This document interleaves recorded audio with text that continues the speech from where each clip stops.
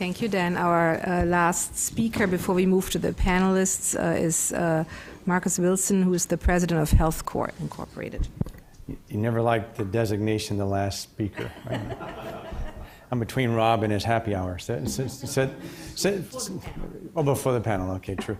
So when we were contemplating this session, one of the things, we thought about a lot of things because it's really kind of trying to identify the systematic obstacles to doing or to advancing real-world evidence further than what it is. And so we talked about a lot of things. One of the things, the favorite terms I like to use is there's a natural gravitational pull back to the old, right? And it's enormous. We can't underestimate how big that is, even to the point to where the procurement processes within the life sciences industry don't match the designs that often a pragmatic trial will bring. So they'll try to, when a trial designed as a pragmatic trial goes to a procurement process in one of the manufacturers, they quickly try to fit it into the RCT mold, and that is a real problem for our industry colleagues. And so there's a lot of challenges we have, and we have to understand and identify them, but keep pushing forward to solve those on a systematic way.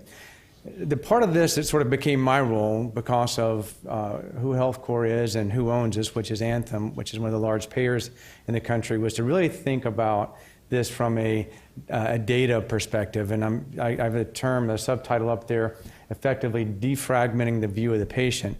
So outside of some of the panelists you heard this morning that work with an integrated delivery system, there's about 300 million people in the United States that don't get care in an integrated delivery system. They get care in a highly fragmented healthcare system. That highly fragmented healthcare system is obvious, but it also creates an enormous barrier to trying to advance RWE. And I think the folks from the UK that came over to talk about the work they've done really dealt with a lot of that, even though you have a system that's relatively seemingly from our perspective, very defragmented, but from your perspective, very, very siloed, as you said. So I'll use a term that Rob a couple of times in meetings is said, Marcus, we just need to liberate the data. We need to liberate the data. So we're going to talk about liberating the data a little bit today. So there's a slide I like to use a lot in this one. And that kind of goes back to one of the questions that was asked this morning too, when it said, there's real world and non-real world studies, right? And it was really talking about the randomized clinical trial and real world trials. I actually think randomized clinical trials are real world. The problem is they're only relevant to a very thin slice of the patients who actually get the technology when the product comes onto the marketplace.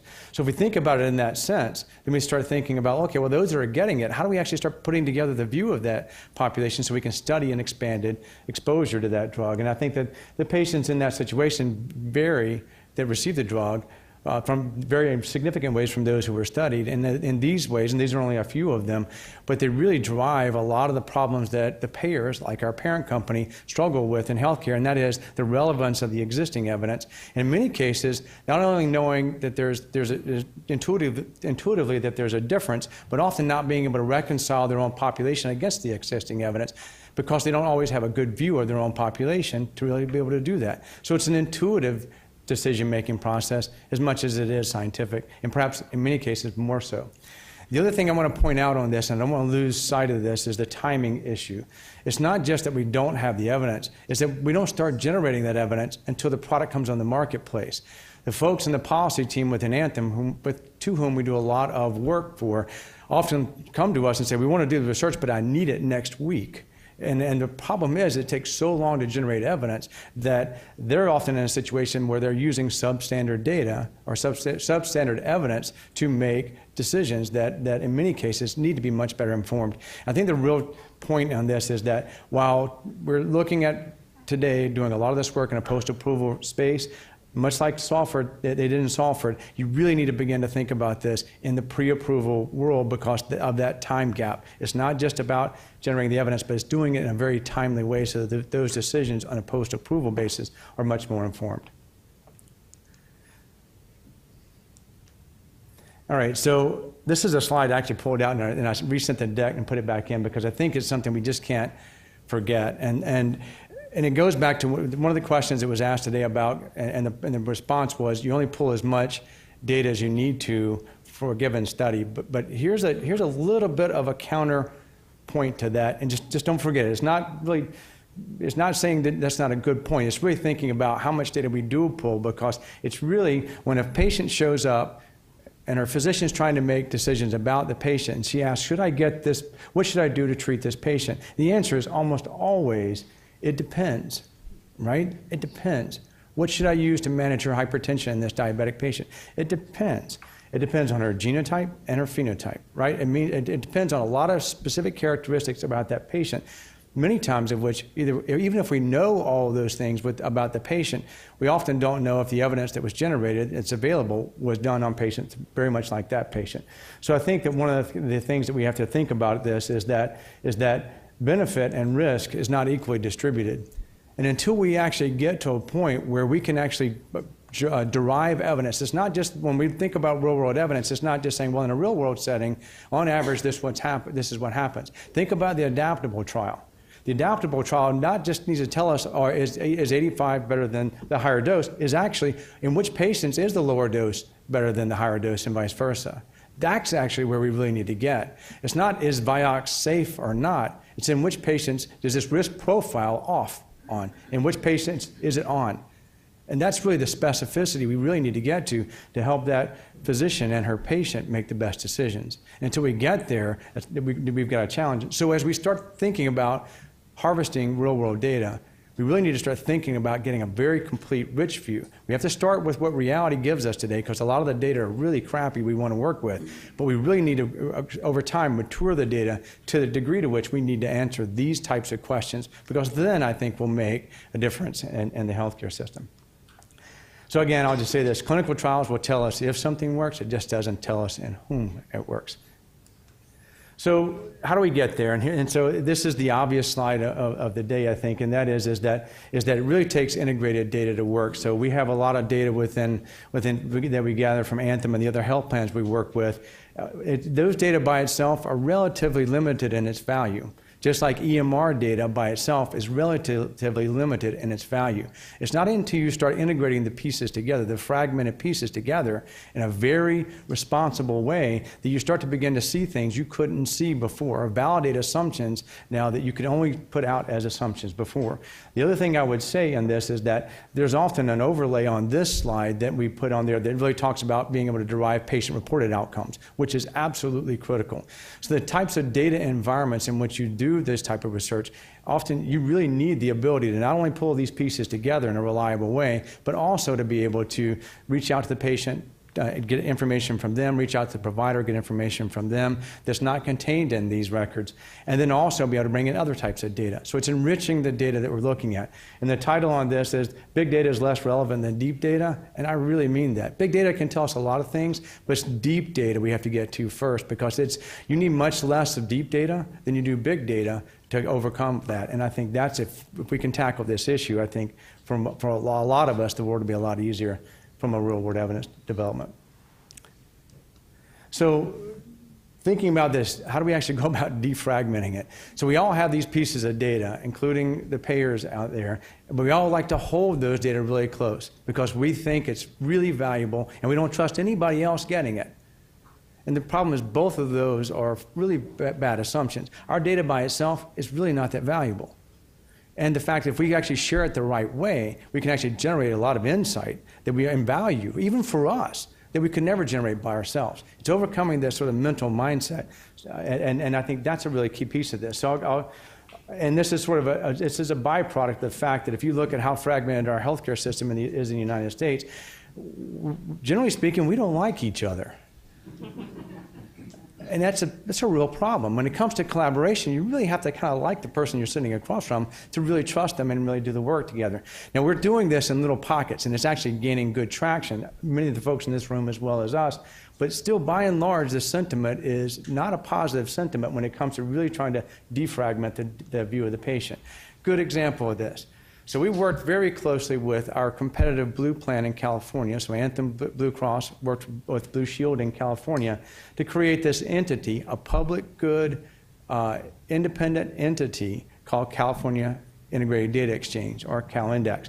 The idea, the concept around CalIndex was to create a second or next generation HIE. And it was meant to really be designed to where the use cases around the data were contemplated before you started gathering the data. So the whole process and how we actually put the data together and what data we put into it were driven exclusively by what we wanted to do with it in the end. And those were the types of decisions that often we're talking about in healthcare that we can't do otherwise, including powering research.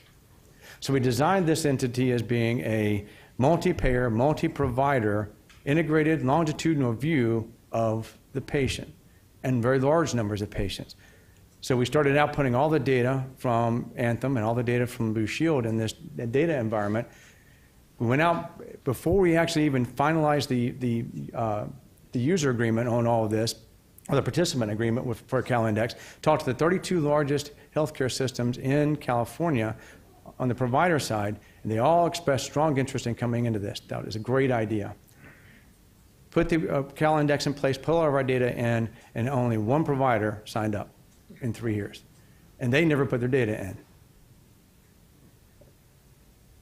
The biggest problem, what would you think it might be? There's lots of problems with CalIndex, right? We learned a lot. If we went back and did it again, we would do it very differently than what we've done. And in fact, it has a second life. We merged CalIndex with Inland Empire and created Manifest MedX in California. And we're applying a lot of our lessons learned to trying to get to a point where we can actually do things a little differently this time around. But what would you think was the biggest, it's an assumption, but I've got my own opinion, what would you think that was the biggest challenge to doing this? It's trust. It's trust. And that's a problem. I think it's a huge problem. That's one we really need to overcome. So what are the core principles of defragmentation? One, it often goes without saying, but you need to say it every time because it's critical. Patient privacy, data security is everything. It's everything in all this, because the moment that you don't do this, the patients themselves have a good right and good reason to say, not my data. The other thing is we have to be very careful with data misadventuring. Anybody know what you hear drug misadventuring all the time? Any idea what I mean by data misadventuring? It's actually using data for what it's not fit to be used for. So most of you in the room, and Rich has heard me say this plenty of times, that we don't sell data. And the reason we don't sell data is because of that.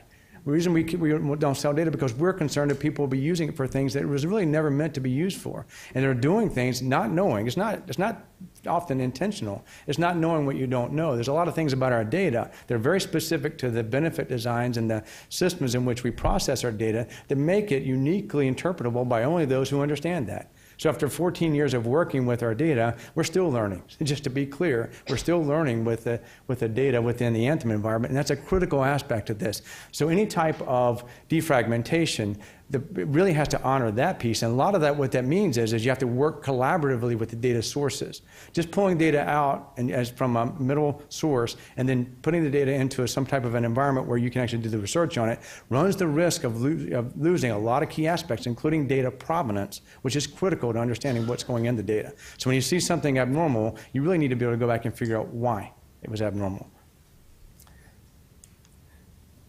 Protect the business interest of the data sources. Rich talked about this a bit, and it's a really important principle. And it means that what the concern or the fear or the mistrust is that anyone's going to use the data to the business disadvantage of the other person across the table. Or they're going to, in this case, take their data and monetize their data when they're trying to monetize their data themselves, whoever that is and what they may be doing with it. It's the overvaluing piece we talked about. So the model that you create in any type of defragmented system has to contemplate this particular point. You really have to protect the business interest of the data source. There's another way to go about this, and instead of thinking about it from a monetization perspective, and someone mentioned it earlier, and I forget who it was. I know Joanne talked about the learning health system concept a few times. Really, the best interest of all of those stakeholders that have data today is to create a really active learning health system. They're trying to solve bigger problems out there than just the research business model that they may otherwise lose if they get rid of their data. If we can solve those problems, it becomes a wonderful trade-off for them to do that. So and then also an incentive to be an active participant in research. So really protecting the business interest of the data source is a key part of this. And the other is we want to accelerate our progress from RWD to RWE learning curve. What I mean by that is that it goes back to that fit-for-purpose type mindset and thinking about how we actually use data that really was not designed to do this in the first place. Most real-world data comes from payment systems or healthcare delivery systems and not really designed to do research. And we all know that. But I think what we want to make sure we do is when we work on these models, and Rich has done a tremendous job in the Sentinel program, and that is establishing good relationships with the data sources so that they can learn along the way about how to use the data more effectively for the next time. So I'll end with this slide here, and that is that going to that very point of the learning curve. I would think that if we're looking at clinical trial data, we know what it's good for, we know what it's not good for. We understand it. I would say we're pretty far up on the learning curve with data derived from randomized clinical trials, the traditional randomized clinical trials. I would actually even submit with claims data. We're pretty good at knowing what we know and knowing what we don't know. We're pretty far up that learning curve. But when we start looking at other things like data from the electronic health record, for many reasons, and if you've worked with EHR data, understand we know very little about what we're seeing. And it's a lot of reasons behind that, but it is a mess to work with EHR data. But we have to go up this learning curve. So we have to be very thoughtful in how we source the data out and work collaboratively with those institutions from which the data come so that we can work with them to get up that learning curve, both in terms of our understanding of the data and also how they're putting the data in the systems in the first place. And then the last piece on this is that when you start integrating the data together, you get even more problems because then you start getting conflicting information and try to decide what's the actual single best record, which one is the source of truth if you've got information that's conflicting from each other when you're trying to integrate it together. So it's illustrative just for discussion purposes, but the point behind a lot of this, if we really want to get to the point, to Rob's point of liberating the data, I totally agree with where he wants to go with this, but we have to be really thoughtful in how we do that and work together in a very collaborative model to actually get to the point where we want to get. Because with that data environment matured, a lot of the methods that we want to apply to that will mature along with it, and I think we'll get to the end point where we want to be. So thank you.